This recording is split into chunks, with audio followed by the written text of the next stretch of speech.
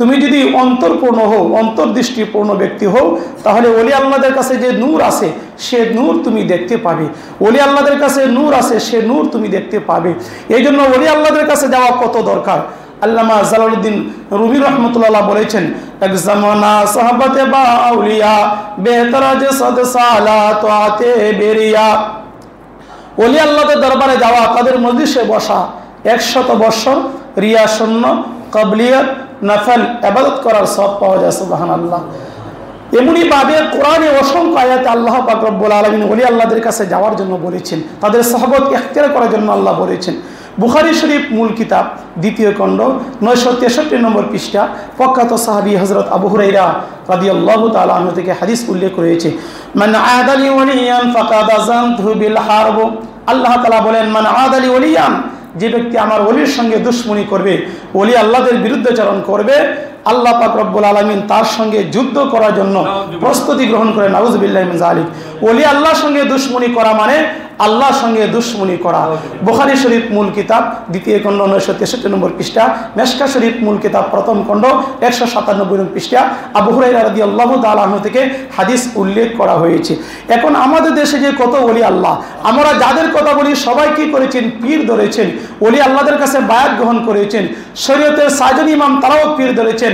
ইমামে আজম আবু হানিফা রাহমাতুল্লাহি আলাইহি, তার পীরের নাম ইমাম বাকির রাহমাতুল্লাহি আলাইহি। ইমাম শাফি রাহমাতুল্লাহি আলাইহি, তার পীরের নাম ইমাম ওয়াকি রাহমাতুল্লাহি আলাইহি। ইমাম মালিক রাহমাতুল্লাহি আলাইহি, তার পীরের নাম ইমাম নাফি রাহমাতুল্লাহি আলাইহি। ইমাম আহমদ ইবনে হাম্বল রাহমাতুল্লাহি আলাইহি, তার পীরের নাম বিশ্বর হাফি রাহমাতুল্লাহি আলাইহি। এই হলো শরীয়তের সাজন ইমাম। তারা শরীয়তের ইমাম ছিলেন, সবচেয়ে বড় আলিম ছিলেন। তারা কি করেছেন? পীর ধরেছেন, পীরের কাছে বায়াত গ্রহণ করেছেন। আমাদেরকেও কি করতে হবে?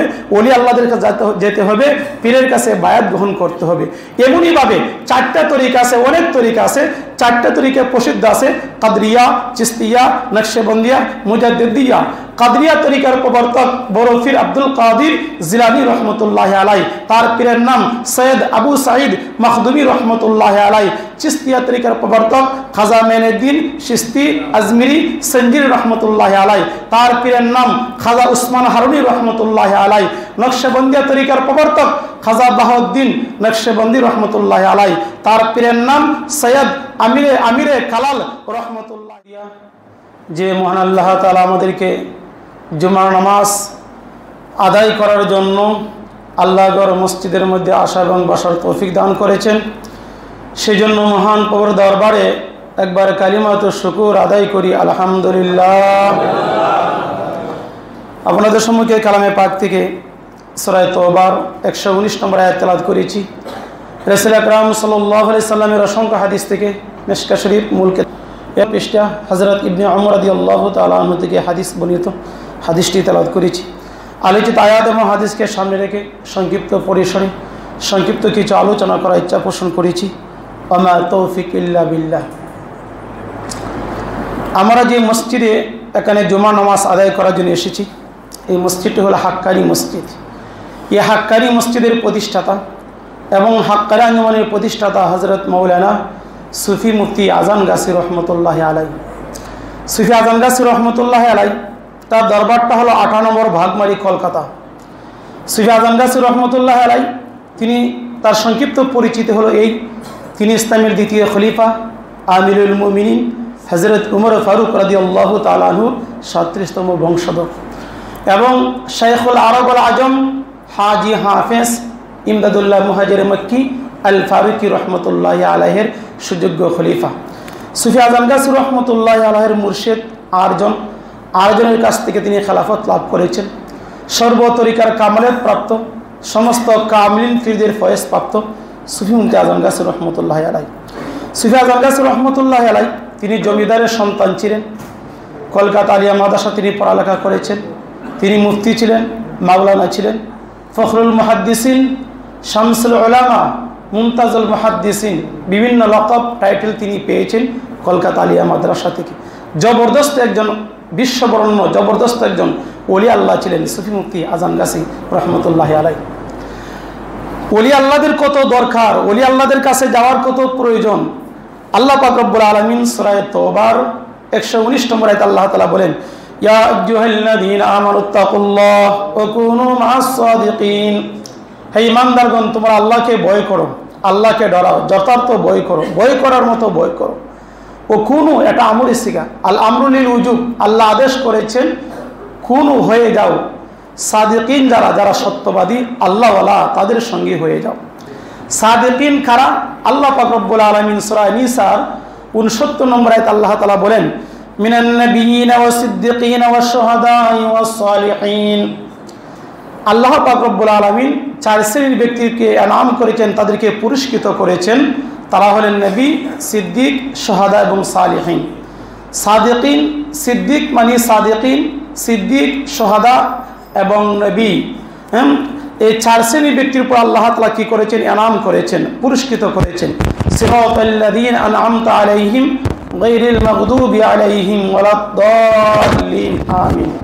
হে আল্লাহ, আমাদেরকে সিরাতুল মুস্তাকিমের পথে আমাদেরকে পরিচালিত করুন, সহজ সরল সঠিক রাস্তা আমাদেরকে পরিচালিত করুন। যাদেরকে আল্লাহ তাআলা সিরাতাল্লাযীনা আন'আমতা আলাইহিম, আল্লাহ তুমি যাদের প্রতি এনাম করেছো, যাদেরকে পুরস্কৃত করেছো, মিনান নাবিয়িনা ওয়াস সিদ্দিকিনা ওয়াশ শুহাদাই ওয়াস সালিহিন। সালিহিন কারা? সালিহিন মানে নেককার ব্যক্তি, সৎকর্ম পরায়ণশীল। আল্লাহ বলেছেন ওয়া হাসানু উলাইকা রাফিকা, তাদের সান্নিধ্য উত্তম সান্নিধ্য। কাদের সান্নিধ্য? আল্লাহর ওলিদের সান্নিধ্য, আল্লাহর বন্ধুদের সান্নিধ্য, সালিহিনদের সান্নিধ্য, সাদিকিনদের সান্নিধ্য, উত্তম সান্নিধ্য। আল্লাহ বলেছেন তাদের সহবত ইখতিয়ার করো, ওলি আল্লাহদের কাছে যাও। আল্লাহ পাক রব্বুল আলামিন কালামে পাকের মধ্যে আউলিয়া শব্দ উল্লেখ করেছেন। আউলিয়া আল্লাহ, আলা ইন্না আউলিয়া আল্লাহি লা খাউফুন আলাইহিম ওয়া লা হুম ইয়াহজানুন। সূরা ইউনূস আয়াত নম্বর 62। আলা সাবধান, হরফে তানবি, আলা ইন্না আউলিয়া আল্লাহ, ইন্না হরফে তাকিদ, নিশ্চয় যারা আল্লাহর ওলি, যারা আউলিয়া کرام আল্লাহর ওলি, আলা ইন্না আউলিয়া আল্লাহ। আল্লাহ তাআলা এখানে আউলিয়া আল্লাহ শব্দ উল্লেখ করেছেন। আউলিয়া ওলি শব্দের বহু বচন, ওলি হলো এক বচন, আউলিয়া হলো বহু বচন। ওলি আল্লাহ মানে যারা আল্লাহর বন্ধু, তাদেরকে বলে ওলি আল্লাহ। ওলি আল্লাহদের কথা আল্লাহ কোরআনে স্বয়ং আলোচনা করেছেন সূরা ইউনূসের 62 নম্বর আয়াতের মধ্যে। এবং আল্লাহ তাআলা ওলি আল্লাহদের বৈশিষ্ট্য, তাদের মর্তবা, দরজাত, এদের ফজিলত, এদের গুণাবলী আল্লাহ তাআলা স্বয়ং আলোচনা করেছেন। আল্লাহ তাআলা বলেছেন যারা আমার বন্ধু, যারা আমার ওলি, যারা আমার আউলিয়া, তাদের কোনো ভয় নেই, তাদের কোনো চিন্তা নেই। দুনিয়াতেও কোনো ভয় নেই, আখিরাতেও কোনো ভয় নেই। দুনিয়া আখিরাতে, ইহ জগতে, পার্থিব জগতে, উভয় জগতে ওলি আল্লাহদের জন্য সুসংবাদ। তারা আমার আউলিয়া, সুফিয়ায়ে কেরাম, আউলিয়ায়ে কেরাম। আল্লাহ পাক রব্বুল আলামিন কালামে পাকের মধ্যে সূরা নিসার 59 নম্বর আয়াত আল্লাহ বলেছেন, ইয়া আইয়ুহাল্লাযীনা আমানু আতিউল্লাহ ওয়া আতিউর রাসূলা ওয়া উলিল আমরি মিনকুম। হে ঈমানদারগণ, তোমরা আল্লাহর হুকুম মানো এবং রাসূলের হুকুম মানো, এবং তোমাদের মধ্যে যিনি উলিল আমর আছেন, হুকুমদাতা আছেন, আল্লাহর ওলি আছেন, তার হুকুম অনুযায়ী তোমরা কি করো? জীবনযাপন করো। আল্লাহর হুকুম কোরআন অনুযায়ী জীবনযাপন করো, রাসূলের তরিকা অনুযায়ী জীবনযাপন করো। তোমাদের মধ্যে যিনি হুকুমদাতা আছেন, সালিহিন আছেন, আল্লাহর ওলি আছেন, সুফিয়া কেরাম আছেন, তাদের হুকুম অনুযায়ী তোমরা জীবনযাপন করো। আল্লাহ পাক রব্বুল আলামিন কালামে পাকের মধ্যে সূরা লুকমানের 15 নম্বর আয়াতে আল্লাহ বলেছেন, ওয়াত্তাবি সাবিলা মান আনাবা ইলাইয়া। আল্লাহ তাআলা বলেছেন ওয়াত্তাবি, তোমরা ওই ব্যক্তির অনুসরণ করো যার দিল, যার মন আমার দিকে দাবিত হয়েছে। কাদের দিল আল্লাহর দিকে দাবিত? ওলি আল্লাহদের দিল, তারা আল্লাহর জিকির করে, আল্লাহকে স্মরণ করে, আল্লাহর প্রিয় বান্দা, আউলিয়া কেরাম, সুফিয়া কেরাম, তাদের দিল আল্লাহর দিকে দাবিত।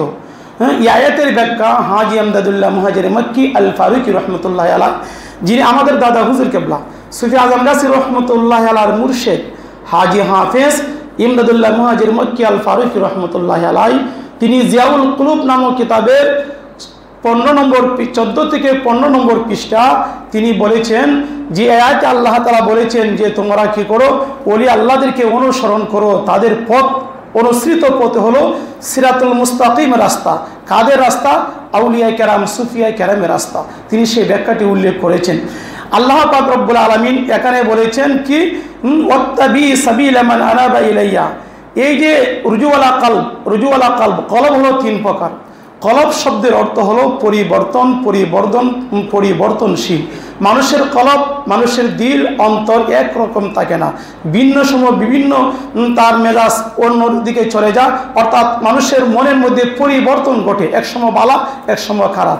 এই জন্য কলবকে কলব বলে নামকরণ করা হয়েছে। কলব মানে পরিবর্তন, মানুষের কলবটা পরিবর্তন হয়ে থাকে। কলব হলো 3 প্রকার। কলবে সালিম, আল্লাহ বলেছেন ইয়াউমা লা ইয়ানফাউ মালুন ওয়ালা বানুন ইল্লা মান আতাল্লাহা বিকলবিন সালিম।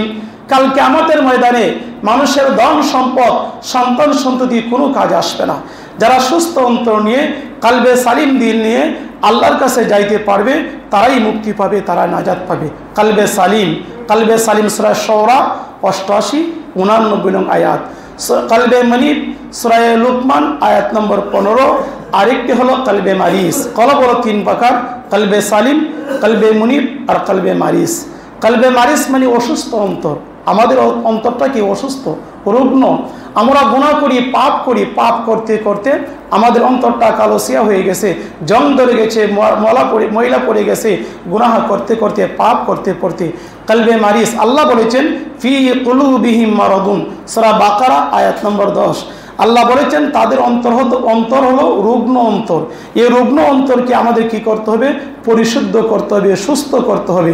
সুস্থ করতে হবে কাদের কাছে গিয়ে? ওলি আল্লাহদের কাছে গিয়ে। আউলিয়া কেরাম, সুফিয়া কেরাম, তারা রুহানি চিকিৎসক, রুহানি ডাক্তার, রুহানি ফিজিশিয়ান। আউলিয়া কেরাম, সুফিয়া কেরাম রুহকে উন্নতি করতে হলে, রুহকে তাজা করতে হলে, রুহের জং ময়লাকে দূর করতে হলে, আত্মশুদ্ধি অর্জন করতে হলে ওলি আল্লাহদের কাছে যেতে হবে। নিজে নিজে আত্মশুদ্ধি অর্জন করা যায় না।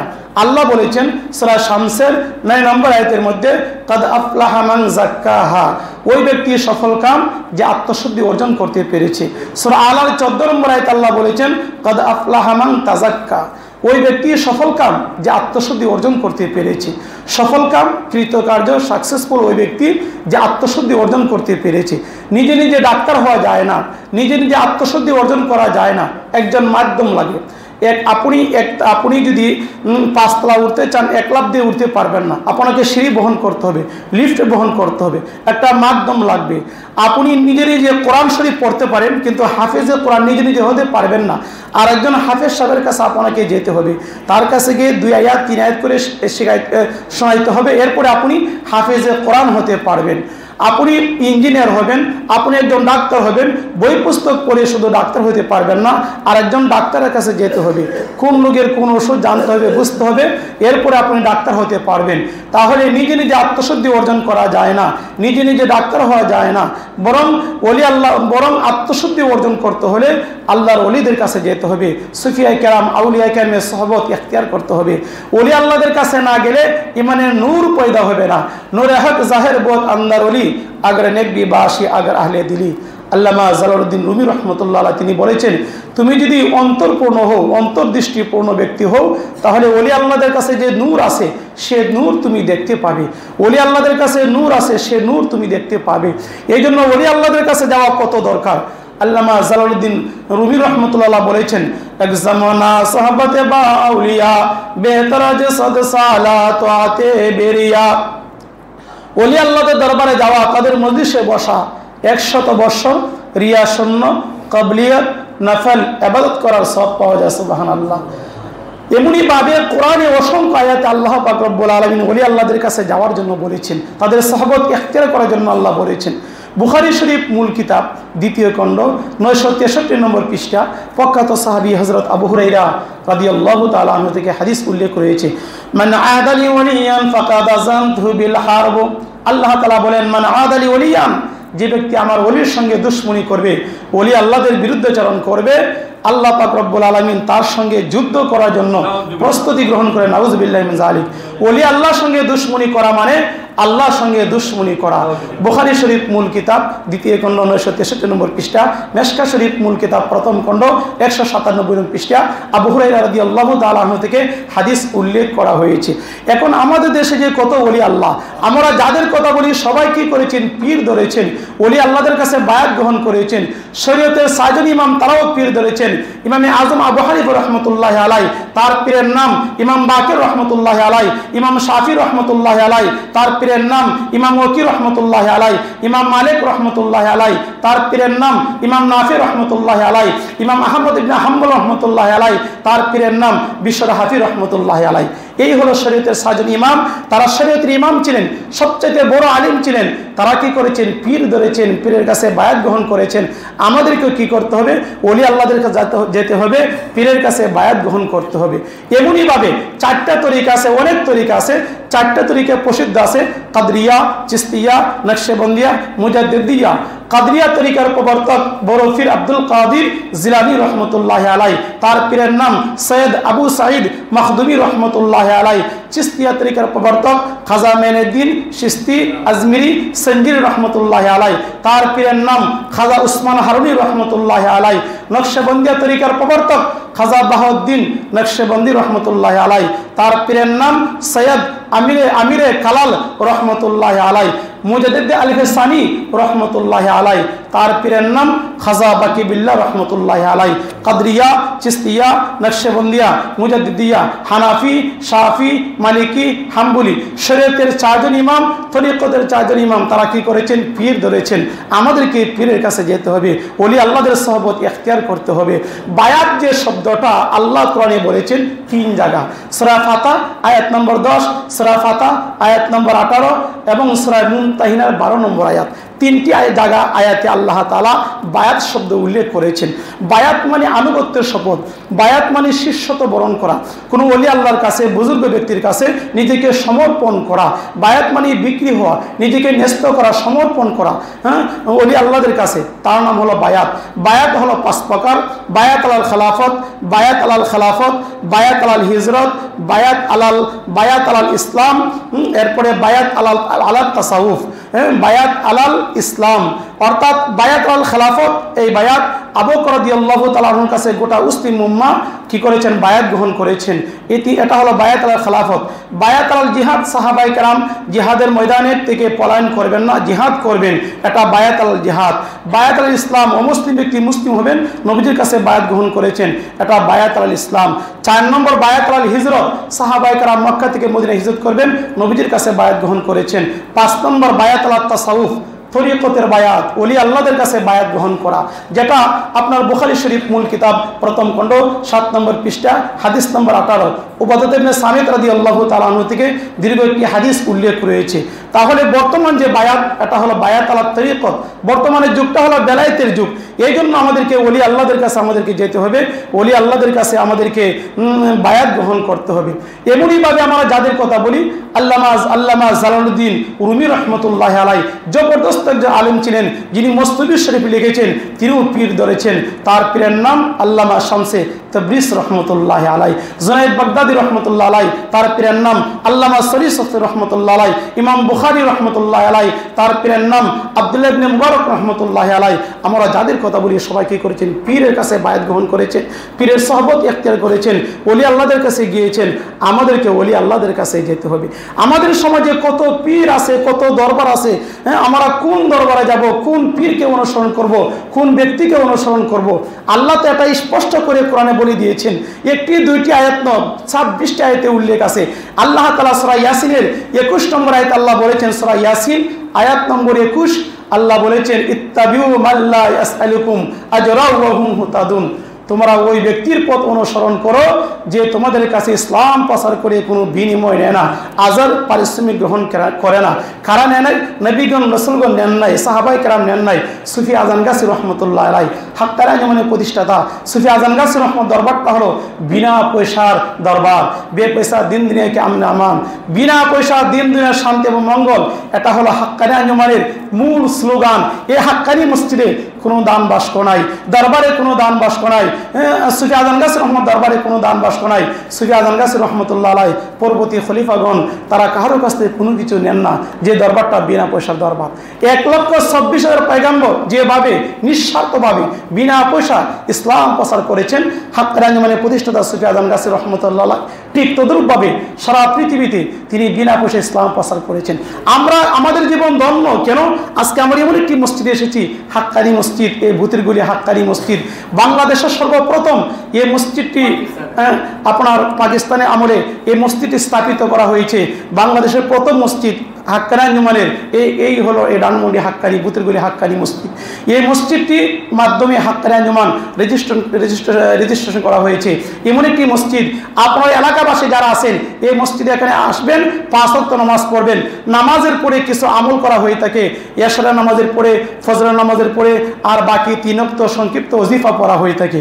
তাহলে এই আমলগুলো করবেন, করার সুযোগ রয়েছে। তো বলতেছিলাম যে সুফি আজম গাজী রহমতুল্লাহ আলাইহি তিনি 1876 সালে হাক্কানি আঞ্জুমান প্রতিষ্ঠা করেছেন। হাক্কানি মানে সত্য, আঞ্জুমান মানে সংগঠন, সত্যের সংগঠন, আধ্যাত্মিক সংগঠন, তরিকতের সংগঠন। হাক্কানি আঞ্জুমান প্রতিষ্ঠা করে তিনি 4টি দাওয়াত দিয়েছেন। হাক্কানি আঞ্জুমানের 4টি মূলনীতি।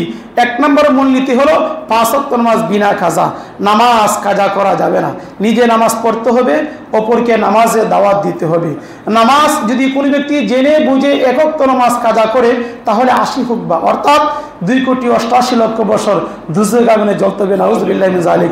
এই জন্য নামাজ কাজা করা যাবে না। নামাজের আলোচনা তো সবসময় আজকে যে বিষয়টি আলোচনা করার জন্য হুকুম করা হয়েছে ওজিফা, নামাজের পরে ওজিফা, এটাই হলো মূল আলোচনা, মূল বিষয়। আজ ওজিফাটা আরবি শব্দ। ওজিফার বাংলা অর্থ হলো নিয়মিত পাঠ্য তালিকা। আপনি কোরআন থেকে হাদিস থেকে যে আমলটি নিয়মিত প্রতিনিয়ত যে আমলটি করবেন এটাকে বলা ওজিফা, কোরআনী ওজিফা।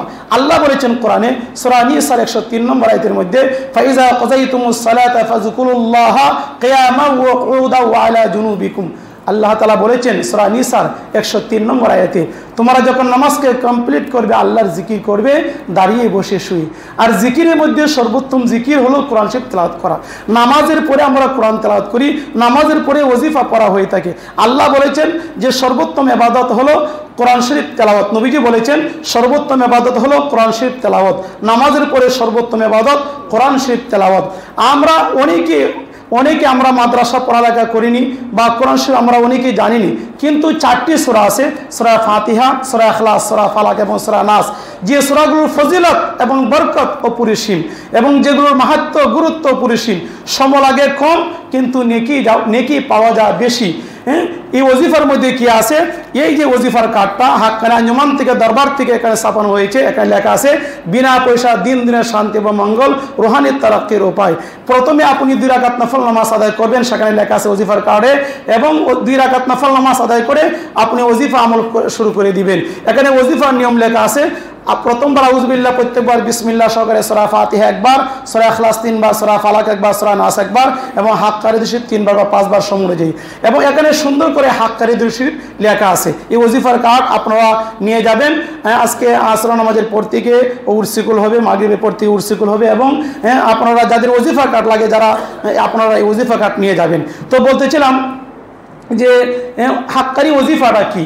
ওজিফার মধ্যে রয়েছে সূরা ফাতিহা। আমরা সকলেই জানি সূরা ফাতিহা এমন একটি সূরা যে সূরাকে বলা হচ্ছে সূরাতুশ শিফা। ফি ফাতিহাতিল কিতাব শিফাউন লিকুল্লি দাইন। নবীজি বলেছেন সূরা ফাতিহা হলো প্রত্যেক রোগের ঔষধ। নবীজি বলেছেন যে সূরা ফাতিহা এমন একটি সূরা যে সূরাটা হলো উম্মুল কোরআন, কোরআনের জননী, কোরআনের মা। আল্লাহ তাআলা কোরআনে বলেছেন সূরা হিজর আয়াত নম্বর 87, আল্লাহ বলেছেন ওয়ালাকাদ আতাইনাকা সাবআম মিনাল মাসানি ওয়াল কোরআনাল আযীম। হে নবী, আপনাকে সবাই মাসানি 60টি আয়াত বারংবার, যেটা বারবার নামাজের মধ্যে পাঠ করা হয়ে থাকে সূরা ফাতিহা। এই সূরা ফাতিহা সবাই মাসানি, কোরআনে আযীম। এটা কোরআনে আযীম, মহান কোরআন। এই মহান কোরআন আপনার প্রতি অবতীর্ণ করেছি। এই মহান কোরআন কোনটি? সূরা ফাতিহা। এমন একটি সূরা নবীজি বলেছেন লা সালাতা ইল্লা বিফাতিহাতিল কিতাব। সূরা ফাতিহা ছাড়া নামাজ হয় না। অর্থাৎ নামাজের মধ্যে নামাজের ওয়াজিব হলো 14টি। 14টির মধ্যে নামাজের ওয়াজিব 14টি। এর মধ্যে প্রথম যে ওয়াজিবটা সেটা হলো সূরা ফাতিহা পাঠ করা। নামাজের মধ্যে প্রতি রাকাতে সূরা ফাতিহা পাঠ করা, এটা হলো ওয়াজিব। তো সূরা ফাতিহা এমন একটি সূরা, নবী করিম সাল্লাল্লাহু আলাইহি ওয়াসাল্লাম বলেছেন, হযরত আব্দুল্লাহ ইবনে আব্বাস রাদিয়াল্লাহু তাআলা আনহু থেকে হাদিস উল্লেখ রয়েছে, নবী করিম সাল্লাল্লাহু আলাইহি ওয়াসাল্লাম বলেছেন, যে ব্যক্তি সূরা ফাতিহা একবার তেলাওয়াত করবে আল্লাহ পাক রব্বুল আলামিন তার আমলনামা 20 পারা কোরআন তেলাওয়াত করা নেকির সওয়াব দান করবেন। সুবহানাল্লাহ। তাফসীরুল কোরআন প্রথম খণ্ড 160 নম্বর পৃষ্ঠাে হাদিসটি উল্লেখ রয়েছে। আর সূরা ফাতিহার মধ্যে 124টি অক্ষর আছে। কোরআনের প্রতি হরফে 10 নেকি, একটা হরফ পড়বেন 10টি নেকি পাবেন। নবীজি বলেছেন যে কোরআনে একটা হরফ পড়লে 10টি নেকি পাওয়া যায়। তাহলে আপনার আর 124কে যদি দৌড় দিয়ে পূরণ দেন হবে 1240। সুতরাং যে ব্যক্তি সূরা ফাতিহা একবার তেলাওয়াত করবে ওই ব্যক্তি আক্ষরিক দৃষ্টিতে 1240টি নেকির অধিকারী হবে। সুবহানাল্লাহ। তাহলে সূরা ফাতিহার ফজিলত এবং গুরুত্ব কত অপরিসীম। এরপরে সূরা ইখলাস আমরা যারা পারি সূরা ফাতিহা 5 ওয়াক্ত নামাজের পরে কমপক্ষে একবার তেলাওয়াত করব। এরপরে সূরা ইখলাস যে সূরাকে বলা হচ্ছে সূরাতুত তাওহীদ, একত্ববাদের সূরা, সূরাতুল আরাফা, আল্লাহর পরিচয় যে সূরার মধ্যে তুলে ধরা হয়েছে সেটা হলো সূরা ইখলাস। হাদিসের মধ্যে উল্লেখ রয়েছে, হযরত আবু দারদা রাদিয়াল্লাহু তাআলা আনহু থেকে হাদিস বর্ণিত, নবী করিম সাল্লাল্লাহু আলাইহি ওয়াসাল্লাম বলেছেন যে ব্যক্তি সূরা ইখলাস কুল হু আল্লাহ সূরা যে ব্যক্তি 3 বার তেলাওয়াত করবে, 3 বার, আল্লাহ পাক রব্বুল আলামিন তার আমলনামা 1 খতম কোরআন শরীফ তেলাওয়াত করার সওয়াব দান করবেন। সুবহানাল্লাহ। সূরা ইখলাস সম্পর্কে নবীজি বলেছেন, মান কারা কুল হু আল্লাহু আহাদ 10 মাররাতিন বুনিয়া লাহু কসরুন বিহা ফিল জান্নাহ। হযরত সাঈদ ইবনে মুসাইব রাদিয়াল্লাহু তাআলা আনহু থেকে হাদিস উল্লেখ রয়েছে, নবী করিম সাল্লাল্লাহু আলাইহি ওয়াসাল্লাম বলেছেন যে ব্যক্তি সূরা ইখলাস 10 বার তেলাওয়াত করবে আল্লাহ পাক রব্বুল আলামিন তার জন্য জান্নাতে একটা বালাখানা নির্মাণ করে দিবেন। সুবহানাল্লাহ। সূরা ইখলাস যে ব্যক্তি তেলাওয়াত করবে মুনাফিকের দফতর থেকে তার নামটা কর্তন করা হবে। সূরা ইখলাস যে ব্যক্তি তেলাওয়াত করবে তার গুনাহ খাতা মাফ করা হবে। মুহি আনহু যুনুব, নবীজি বলেছেন তার গুনাহ খাতা মাফ করা হবে।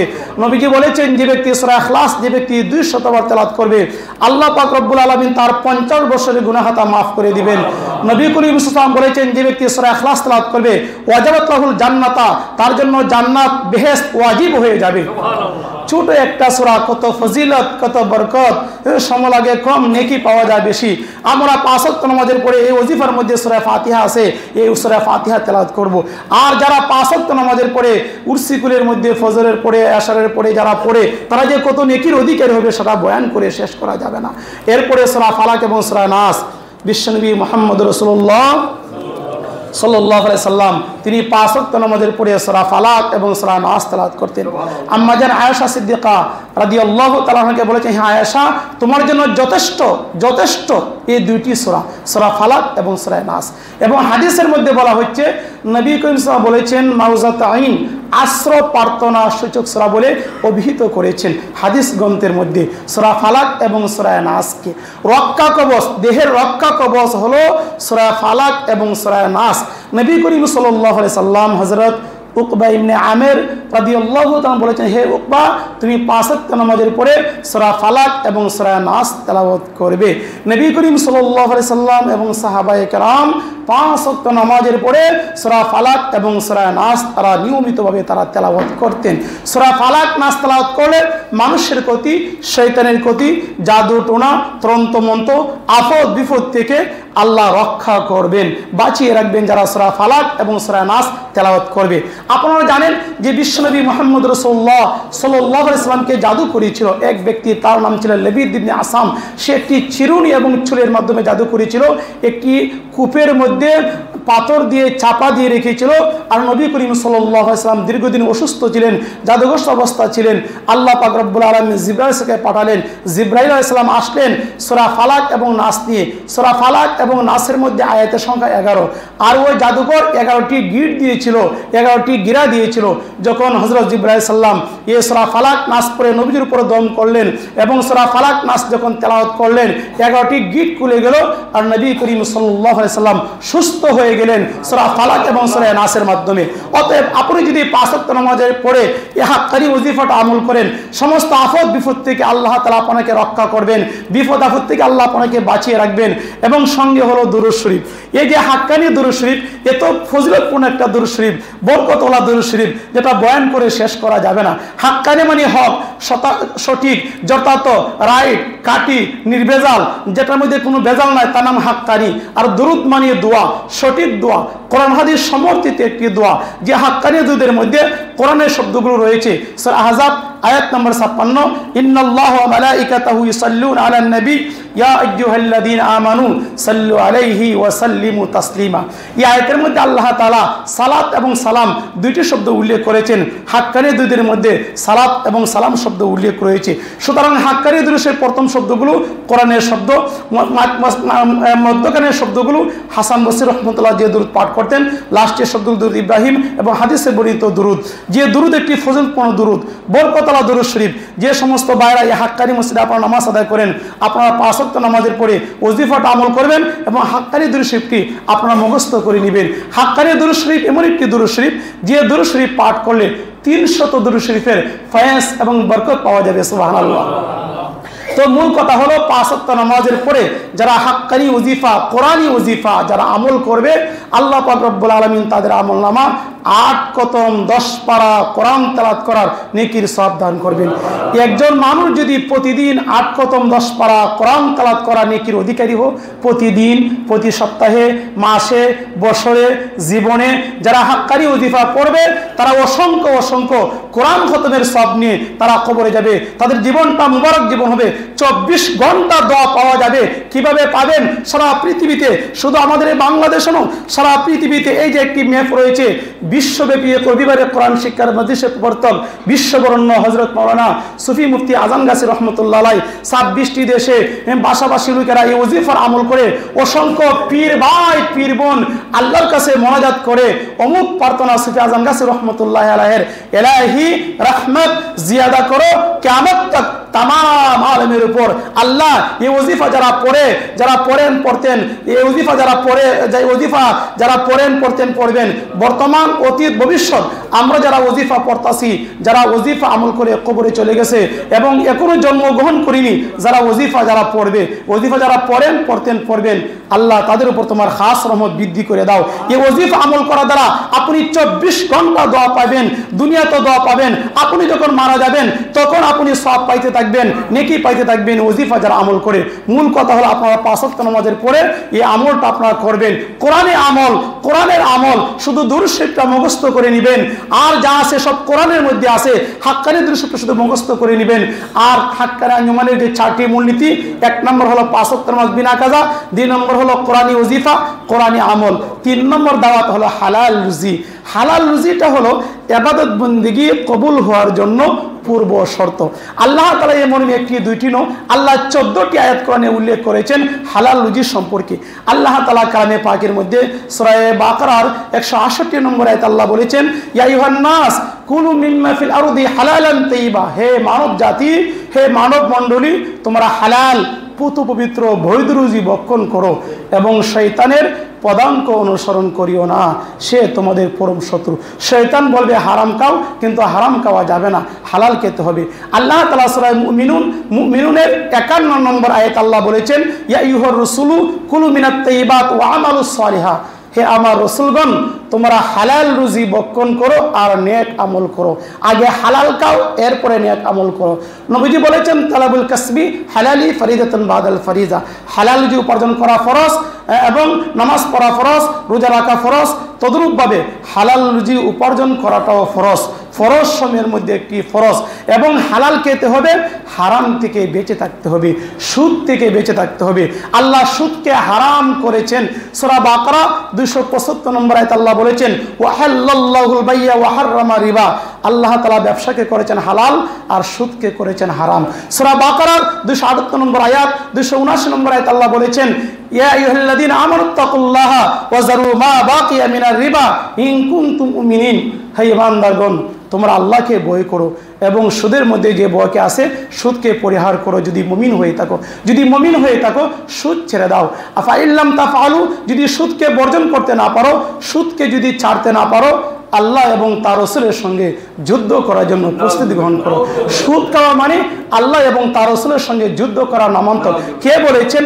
আল্লাহ বলেছেন। কোন আয়াতে? সূরা বাকারা। কত নম্বর আয়াত? সূরা বাকারা 278 নম্বর আয়াত, 279 নম্বর আয়াত। সুতরাং কোরআন যা বলে হাক্কানি আঞ্জুমান তাই বলে। কোরআন বলেছে নামাজের কথা, সূরা আনকাবুত আয়াত নম্বর 45, হাক্কানি আঞ্জুমান বলে নামাজের কথা। কোরআন বলেছে বিনা কাজা, সূরা নিসা 103 নম্বর আয়াত, হাক্কানি আঞ্জুমান বলে বিনা কাজা।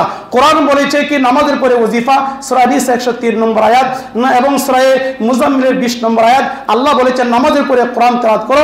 হাক্কানি আঞ্জুমান বলে নামাজের পরে কোরআন তেলাওয়াত করো। কোরআন বলেছে হালাল খাও, সূরা মুমিন আয়াত নম্বর 51, সূরা বাকারা 168 আল্লাহ বলেছেন হালাল খাওয়ার জন্য, হাক্কানি আঞ্জুমান বলে হালাল খাও।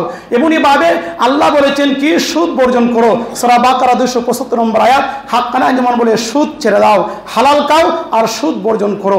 এমনি ভাবে 4 নম্বর যে দাওয়াত সেটা হলো তাকওয়া, পরহেজগারি, আল্লাহ তাআলাকে ভয় করে সমস্ত গুনাহ থেকে বেঁচে থাকা, পরহেজ করা, গুনাহ থেকে বেঁচে থাকা, তাকওয়া পরহেজগারি করা, গুনাহ থেকে বেঁচে থাকা, সন্দেহ থেকে বেঁচে থাকা, বাচ্চা বাচ্চা চলা, বেঁচে বেঁচে চলা, তার নাম হলো তাকওয়া পরহেজগারি।